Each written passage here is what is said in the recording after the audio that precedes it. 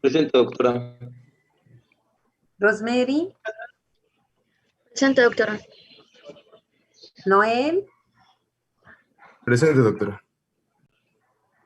Yamile, Presente, doctora. Miguel, Miguel Mayoral,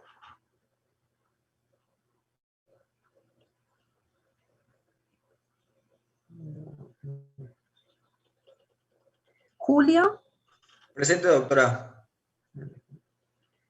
Lili, Presente, doctora. Irving, Presente, doctora. Jailene, Presente, doctora. Raúl,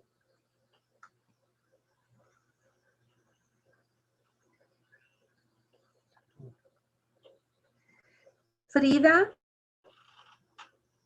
Presente, doctora. Dayan, Lisette, Presente, doctora.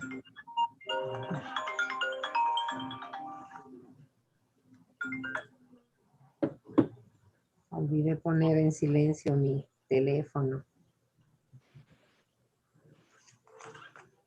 Permítanme un segundo, por favor.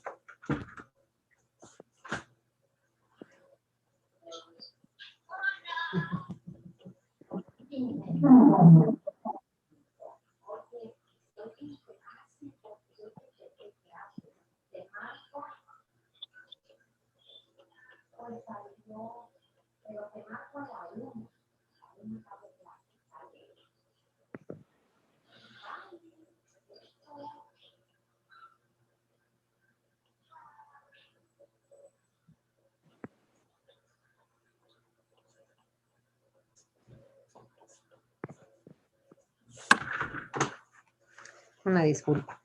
Me quedé en Raúl. Ahí está. Frida. Frida. Presente. Sí. Ah, no, me había quedado, creo que en Dayan. Dayan. Había llamado, ¿verdad? Lisette. Presente, doctora.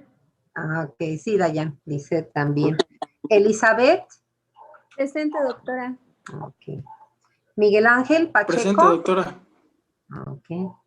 Brenda.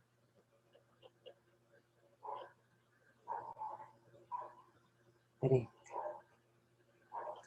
Dani. Presente, doctora. Muy bien. Vamos a ver si ya lograron pasar. Miguel Mayoral. Raúl. Y Brenda. Bueno, vamos a ver si se pueden.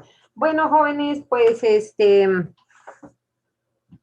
primer día hábil que el calendario nos marcó, pues coincide con nuestra tradicional fiesta de Reyes, ¿verdad? Así que yo espero que al rato puedan disfrutar de una, si no lo han hecho, ¿verdad? De su rica rosca de Reyes con nuestro delicioso chocolate oaxaqueño. Si les toca el muñequito, pues acuérdense que van a tener que preparar ustedes los tamales para ofrecerlos en su casa o hacer alcancía para que el 2 de febrero los vayan a comprar.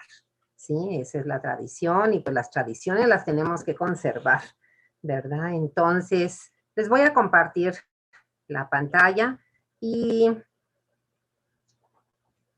empezamos por ver lo que es el contenido completo de este capítulo, de este capítulo 4 de la unidad 2, que es la que estamos desarrollando. Voy a abrir bien el programa para que lo vean mejor. Y también para ubicar, para que ustedes me confirmen, con ustedes pudimos llegar hasta el tema 4.2, el mecanismo molecular de la contracción, es decir, vimos ese mecanismo. Si lo vimos, tuvimos que ver la participación del calcio, la calmodulina, la enzima que conocemos como CCLM, las fuentes del calcio y el mecanismo de la relajación. En ese tema nos quedamos con su grupo antes de irnos a este periodo vacacional. No, apenas íbamos a comenzarlo. Ah, ok, Lili. O sea, estamos viendo lo que vimos fue la anatomía o no vimos tampoco la anatomía. No, tampoco. Ah, o sea, vamos a empezarlo. Ah, bueno, ¿verdad? Eso nos facilita, ¿verdad? La situación de que el trabajo que vamos a hacer a partir de hoy es el contenido de este capítulo. Y también para seguir con las tradiciones, aunque no son exactamente mexicanas, pero pues son internacionales y todo lo que ayude, ¿verdad? A sentirnos mejores, bueno, pues les hago llegar este borreguito de la abundancia, que en esta circunstancia es un borreguito, es decir, un borreguito electrónico, ¿verdad? Digital. La tradición es a nivel internacional, partió de Europa. ¿Y por qué el borrego? Porque si ustedes saben, en Europa es uno de los platillos que se consume en la mayoría de los países, el borrego. Por ejemplo, en España, ¿verdad? Hay una población cerca de Madrid, que es su capital, que se llama Segovia, que tiene un acueducto precioso tipo el de nosotros de Querétaro, ¿sí? Y ahí en Segovia es el lugar donde nació la gastronomía de comer el borrego en España. Y pues es como que su platillo nacional, pero lo comen igualmente el borrego en Alemania, en Italia, en Suiza, ¿verdad? Bélgica. Y ellos asocian este animalito con abundancia, con bienestar. Y de ahí es donde surge esta tradición. Entonces, pues yo les envío este borreguito electrónico, ¿verdad? Inclusive se los voy a enviar al WhatsApp, Lili, para que se los mandes a todos. Y porque la tradición dice que hay que conservarlo todo el año y que si uno lo tiene todo el año, entonces lo que uno desea, que en este caso yo lo que les mando es eso, ¿verdad? Lo que necesitamos todos en nuestras casas, en nuestros hogares, en nuestras familias.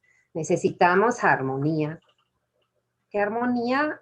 Obviamente va implícita la tranquilidad, va implícita la justicia, va implícita la igualdad, o sea, todos esos valores que son necesarios. Obviamente salud, pues necesitamos la salud, ¿verdad?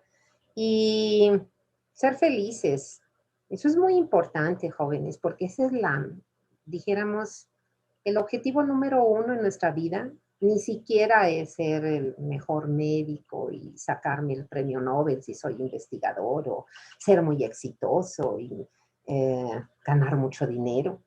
La abundancia que está ahí es la abundancia de todas estas eh, cualidades, de todos estos valores. Y que claro, ¿verdad? La abundancia económica se necesita, pero no nada más la individual. Se necesitaría la abundancia económica comunitaria para que todos tuviéramos una calidad de vida, un acceso a servicios de toda índole de calidad. Por ejemplo, un agua de veras potable, como en otros países que no necesitan comprar agua procesada en garrafones ni filtros, porque el agua que sale de las llaves se puede consumir. Necesitaríamos un ambiente, como lo comentábamos, sano, que no hubiera contaminación por tantas cosas atmosféricas, del agua dulce, del agua salada, ¿verdad? De la tierra, zonas aquí en Oaxaca, ¿verdad? Deforestadas, que ya no producen, desgastadas por erosiones, etcétera.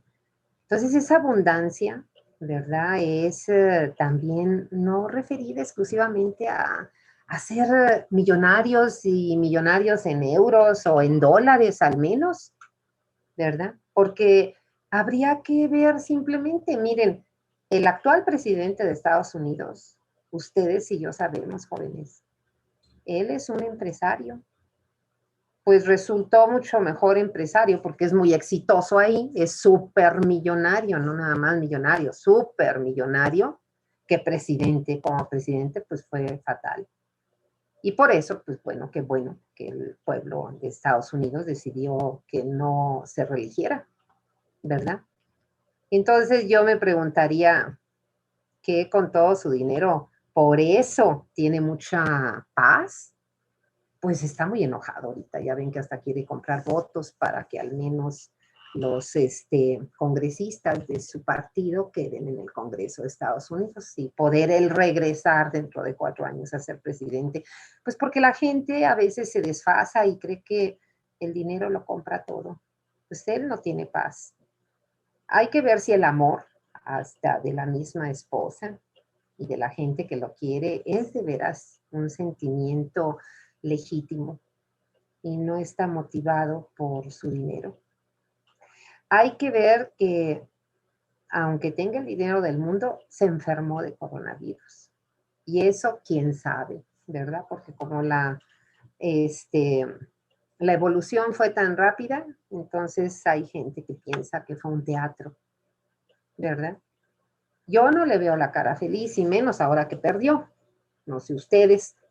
Y por supuesto que deja un país en completa anarquía social, muy dañado. Volvió a aflorar mucho la discriminación racial, la violencia, la mortalidad, que es asombrosa. La gente nos critica mucho aquí en México, pero imagínense que la superpotencia de Estados Unidos tenga esa mortalidad que tiene ahorita. ¿Y por qué esa mortalidad es en las poblaciones vulnerables? Es decir, los inmigrantes y sobre todo los latinoamericanos.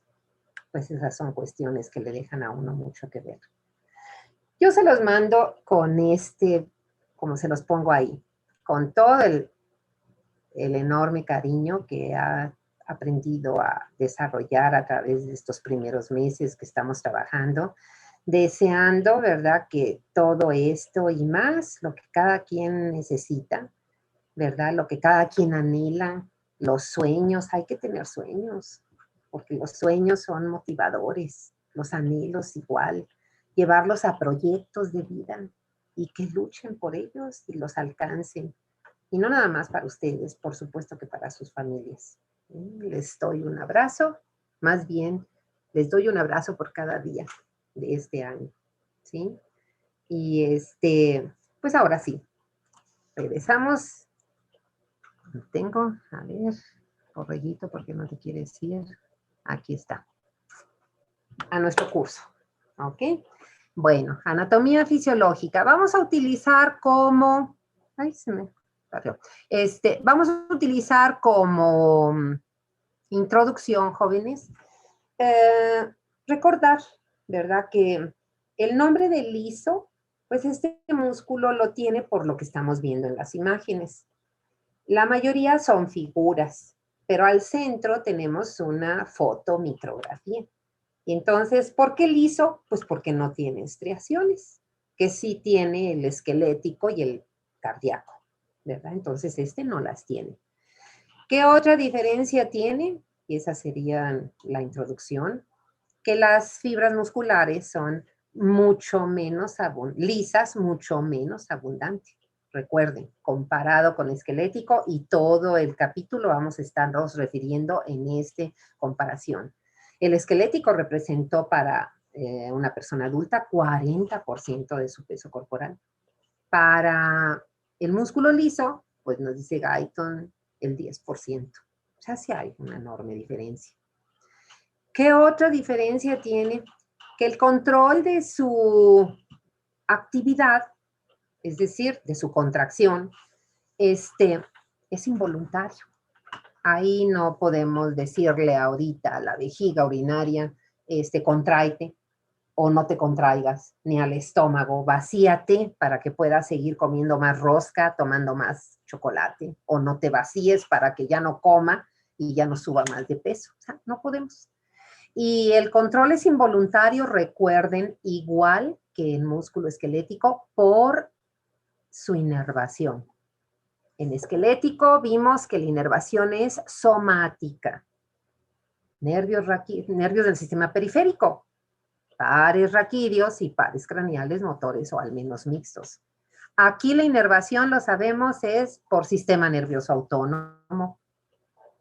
Igual que miocardio. Entonces, por eso no tenemos control sobre, ¿verdad?, la actividad de este músculo. Y si decimos sistema nervioso autónomo es porque este músculo recibe, tiene dos opciones. Ya lo veremos a lo largo del curso. Una es recibir los dos tipos de nervios del sistema autónomo, es decir, nervios simpáticos y nervios parasimpáticos. O lo que es lo mismo, que estos órganos que tienen músculo liso tengan inervación doble. Eso es lo más común. Pero sucede que hay algunos pocos ejemplos en los que la inervación es única, pero sigue siendo autónoma. Sigue siendo autónoma. El ejemplo aquí me voy a adelantar mucho, ¿verdad? Porque esto lo manejamos mejor en la unidad 4, fisiología cardiovascular, es los vasos sanguíneos. El músculo liso vascular, por ejemplo, solo tiene inervación simpática. Músculo liso vascular, vasos sanguíneos, no tienen inervación parasimpática.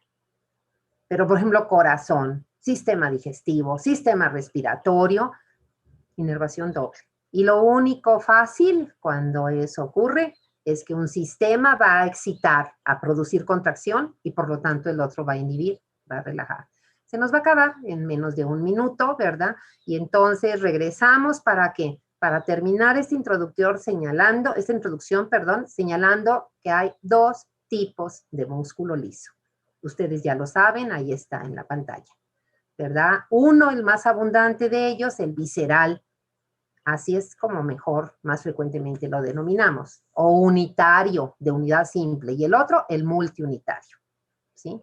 Pues nos vemos ahorita, jóvenes. Ahorita regresamos, ¿verdad? Para seguir trabajando.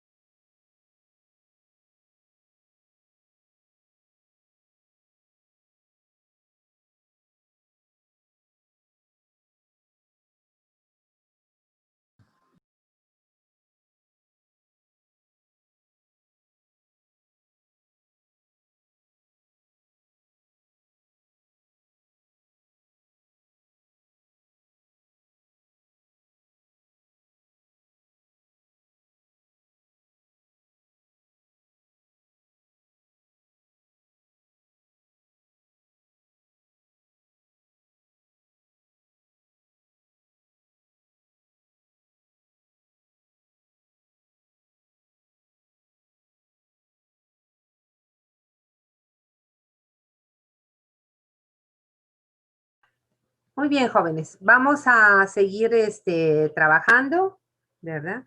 Voy a ver si sus compañeros que no estaban hace rato pudieron entrar. Brenda, ¿pudiste entrar? Brenda, Raúl, ¿no? ¿Y Miguel Mayoral? Ok, bueno, vamos, les comparto otra vez el programa. Ajá. Aquí vamos a pasar, ¿verdad? Vamos a concluir esta introducción precisamente señalando lo que decíamos hace unos instantes, ¿verdad? Hay dos variedades con características distintas en localización, en estructura microscópica y obviamente, ¿verdad?, en cantidad de ese músculo. El que decíamos más abundante le llamamos más frecuentemente visceral, aunque también se le denomina unitario o de unidad simple. Entonces, ese músculo, como lo vemos en las imágenes de Guyton, ahí a la derecha, en la parte inferior, pues se le llama así porque forma parte de la pared de vísceras huecas. Sistemas, decíamos, respiratorio, digestivo, urinario, reproductor, ¿verdad? Entonces saben que ahí tenemos. Este músculo se le llama, por eso visceral, pero se le llama de unidad simple o unitario porque las células se organizan formando capas o láminas en donde el sarcolema de una y otra fibra están una junto a otra, una junto a otra. Entre ellas, entre esas capas o láminas, va a haber muchas uniones directas, muchos conexones, ¿sí? Y las fibras son un poco mayores que las del otro tipo de músculo. El otro tipo es el que llamamos multiunitario o de unidades múltiples. Y entonces aquí, como observamos, es la figura de Guyton la que está del lado contrario. Aquí las fibras, cada una de ellas está separada. Se tocan en algunas zonas, pero no forman láminas o capas. No hay conexiones entre ellas. Y son las más pequeñas de todas las fibras musculares que tenemos, ¿sí? Por ello, es el más escaso y los autores nos mencionan 3 tipos de músculo en donde encontramos esta variedad, ¿verdad? Una de ellas es, a ver si lo tengo por aquí, no, ya no está. Es en el músculo ciliar de los globos oculares. Si vieron ustedes, la anatomía de los globos oculares, recordarán que los músculos ciliares son pequeñitos músculos que tienen como función un proceso que se llama la acomodación del cristalino. Y esa acomodación del cristalino significa que mediante la contracción y relajación de los músculos ciliares, el cristalino se vuelve más convexo o menos, es decir, más esférico o menos esférico. Y esa acomodación de su forma esférica la necesitamos para ajustar nuestra vista, nuestra agudeza visual a la visión cercana, como la que estamos teniendo ahorita frente a una pantalla, al leer algo, al escribir algo. La visión a mediano plazo, como cuando vemos, no sé, la televisión, ¿verdad? O la visión a largo plazo de 6 metros en adelante. Entonces, esos músculos ciliares de los globos oculares tienen este tipo de músculo. También el iris de los globos oculares y finalmente los músculos erectores de folículo piloso, que claro, pues como entendemos son los músculos más pequeños que tenemos en el organismo, ¿sí? ¿Con qué vamos a terminar? Bueno, recordando, y estas figuras de Guyton son sencillas, pero son suficientes. Del lado derecho, las fibras, las células musculares, aquí no viene, daría la impresión de que son anucleadas, y eso no es cierto. Ustedes y yo sabemos que tienen un núcleo, ¿verdad? No son multinucleadas como las esqueléticas, pero tienen su núcleo y tienen los componentes normales, el sarcolema, que es su membrana celular, ¿verdad? Y en el citoplasma, sus organelos, ¿verdad? En el sarcolema, aquí vamos a recalcar que hay importantes canales de calcio, porque esos canales van a tener una participación. Claro, hay canales también para los demás iones, pero estos canales de calcio son fundamentales, esos canales de calcio, ¿verdad? Que generalmente son de la variedad que llamamos canales tipo L, L mayúscula, que significa que son canales lentos y dejan difundir, obviamente, a la célula, tanto calcio como un poco de sodio, pero predomina el calcio, ¿sí? Luego, si vemos aquí, el sarcolema no tiene tubos transversos, los tubos T que forman parte de la triada, y no los tiene porque si vemos el retículo sarcoplásmico tampoco forma cisternas, como en el esquelético, de tal manera que aquí no hay triadas, ¿sí? Dijéramos, el sustituto o equivalente del tubo T son esas pequeñas invaginaciones, como fositas, pequeñas depresiones, que se les llama caveolas. Y el retículo endoplásmico, pues en lo único que se parece al músculo esquelético es que sigue siendo un almacén de calcio. Y finalmente, ¿verdad? Con lo que podemos concluir este repaso de la anatomía fisiológica es con la anatomía microscópica. Y este esquema de Guyton del lado izquierdo, volvemos a repetir, aunque sencillo, es suficiente. ¿Qué nos recuerda? Que músculo liso no tiene la organización de filamentos gruesos y delgados formando las bandas A y las bandas C y las sarcómeras, ¿verdad? No las hay.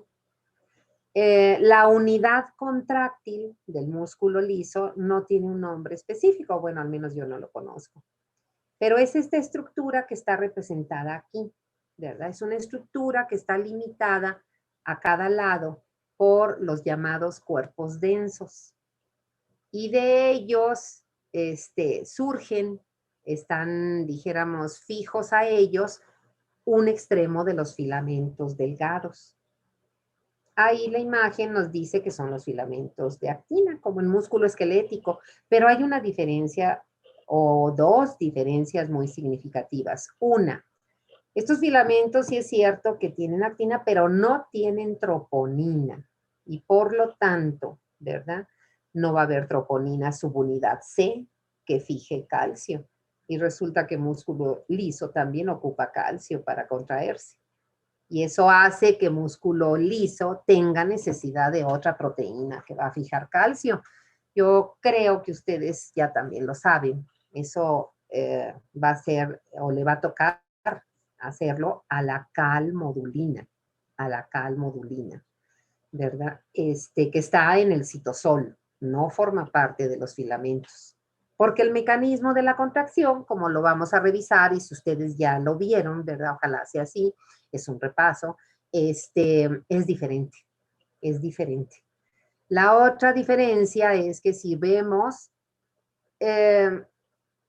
no existe la misma proporción 2:1 que existe en el músculo esquelético de filamentos delgados con gruesos, ¿verdad? No, sino que aquí hay múltiples filamentos delgados, más de 10, 12, 14, ¿verdad? Que se relacionan y van a ser movidos, deslizados en la contracción por un solo filamento grueso central, así como se ve ahí, ¿verdad? Y ese filamento grueso central está formado aquí sí, ¿verdad? Prácticamente igual que en el músculo esquelético por miosina tipo 2. Quiere decir que tiene puentes cruzados con las cabezas de miosina, con los brazos o cuellos, ¿verdad? Y con las colas de la miosina, ¿sí? Muy bien. Vámonos ahora, ya después que recordamos esto, a revisar el el tema 4.2, es decir, lo referente al mecanismo molecular de la contracción muscular. Entonces, ¿qué nos marca el programa? Que tenemos que ver como subtema 4.2.1, ¿qué función tiene el calcio? Y aquí ya nos está diciendo que el calcio debe aumentar, igual que en todo músculo. Pero aquí nos dice que tenemos que analizar qué función tiene la calmodulina, que ya decíamos hace un rato, ¿verdad? Y una enzima que está representada ahí con sus iniciales. Entonces, de entrada, pues ahí en calmodulina podemos poner entre paréntesis que va a ser la proteína que fija calcio. Y de hecho es el equivalente de la TNC, de la troponina C, porque va a fijar 4 iones de calcio para la contracción, ¿sí? Y la enzima CCLM, sus iniciales están en español, o sea, en nuestro idioma, porque en el dibujo que nos da Guyton, fíjense ahí es el capítulo 8, la figura 3, está como MLCK, y ahí, ¿verdad? Pues, ¿quién sabe por qué? Decidieron dejarle el nombre en inglés, pero el significado es el mismo. Si la vemos en inglés, pues la K es la primera C. Y entonces, como es una enzima, le podemos decir sinasa o quinasa. Luego, la segunda C, en el caso que la pongamos como CCLM, es de cadenas. La L es ligeras y la M de miosina. Entonces, es una enzima, ¿verdad? Una enzima que si el músculo está en reposo, como lo vemos ahí en la figura, esa enzima está inactiva. Inactiva. Y entonces ahí vemos porque la figura está bien hecha. Y es una figura que se repite en casi todos los libros. Miren, vean, les voy a presentar el esquema que les cambié. Es el esquema del libro de Silverton. Y vean, parece que el dibujante fue el mismo, o cuando menos que se compartieron el esquema. Porque es el mismo, nada más que está en inglés, ¿verdad? Pero ahí vean cómo, ahí nos dice del lado izquierdo, en ese rectángulo, que la MLCK, que es la sinasa de cadenas ligeras de miosina, está inactiva. Y que cuando la calmodulina, que se representa con las iniciales, CAM, fija calcio, la va a activar. Entonces regresamos ahí, ¿verdad? Esta explicación, ¿verdad? Vamos a ver la función del calcio cuando aumenta. ¿Y cuál va a ser? Pues va a ser unirse a la calmodulina. 4 calcios se unen a la calmodulina. Y ese complejo, así le llamamos, calcio-calmodulina, va a activar a la CCLM para la contracción. Lo que estamos viendo es la contracción. Claro, ahorita enseguida vamos a utilizar el esquema de Guyton, pero basándonos en el esquema de Silverton, porque ya nos da los pasos numerados. Es el mismo esquema, ¿verdad? Pero nos da los pasos numerados. Guyton, ¿dónde nos lo da? En el pie de figura y en el texto del libro del capítulo 8. ¿Sí? ¿Qué otra cosa viene aquí? Bueno, las fuentes del calcio. Entonces resulta, ¿verdad?, que hablamos en plural, porque si comparamos con músculo esquelético, recordarán que la fuente de calcio para músculo esquelético es o son las cisternas de la triada, ¿verdad? Pero para músculo liso, como no hay triadas, porque no hay cisternas, no hay tubos T, entonces hay 2 fuentes y que están puestas en orden de inclusive participación y de importancia. La fuente más importante de calcio para músculo liso es el líquido extracelular, eso quiere decir calcio extracelular. Y ahí están en la figura, fíjense, puestos los canales, esos que les comentaba hace rato. Esa es la principal fuente. Pero también el músculo liso va a obtener calcio para contraerse del retículo sarcoplásmico. Vean cómo ahí está en el esquema, ¿verdad? Que hay canales de calcio de voltaje en el retículo sarcoplásmico a través de los cuales va a salir calcio al citosol, ¿sí? Una vez que damos este panorama general a manera de una introducción, jóvenes, vamos a terminar señalando, ¿sí?, que igual el músculo liso tiene otra enorme diferencia. Y esa diferencia es que músculo liso puede recibir diversos tipos de estímulo para contraerse. A diferencia de músculo esquelético. Acuérdense que músculo esquelético para contraerse depende 100% de su inervación. Si músculo esquelético no recibe, ¿verdad?, el estímulo nervioso de sus motoneuronas, no se va a contraer. Músculo liso va a recibir, puede recibir diversos estímulos y los vamos a enlistar y con eso vamos a acabar la clase de hoy, ¿sí? Primero, obviamente, estímulo nervioso. Ese es el primer estímulo, ¿verdad? Ya vimos en la introducción que el estímulo nervioso es por el sistema autónomo, por el sistema nervioso autónomo. Y por lo tanto va a poder ser estímulo simpático o estímulo parasimpático. Ese es el primer tipo de estímulo que puede recibir nuestro músculo liso, tanto visceral como unitario, ¿sí? Digo visceral como multiunitario.